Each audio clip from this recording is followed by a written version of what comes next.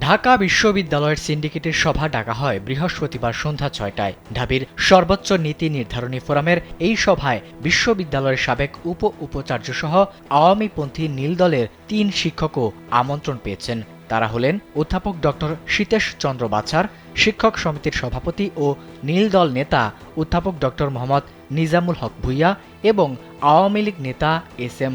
বাহালুল মজনুন চুন্নু।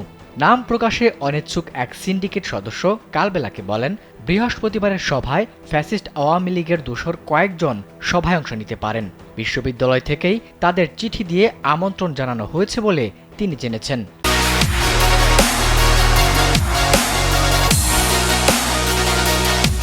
এর আগে গেল ১৩ ডিসেম্বর আওয়ামী লীগ সমর্থিত শিক্ষকদের নিয়ে সিন্ডিকেটের সভা ডাকা হলে এর প্রতিবাদে বিশ্ববিদ্যালয় ক্যাম্পাস ও সভাস্থলে বিক্ষোভ কর্মসূচি পালন করেন শিক্ষার্থীরা। এ কর্মসূচি থেকে তারা সিনেটের আওয়ামীপন্থী সব প্রতিনিধিকে অপসারণের দাবি জানান। সে সময় শিক্ষার্থীদের দাবি ছিল, সিন্ডিকেটের আওয়ামীপন্থী সদস্যরা শেখ হাসিনার দুঃশাসন টিকিয়ে রাখতে শিক্ষার্থীদের বিপক্ষে অবস্থান নিয়েছিল।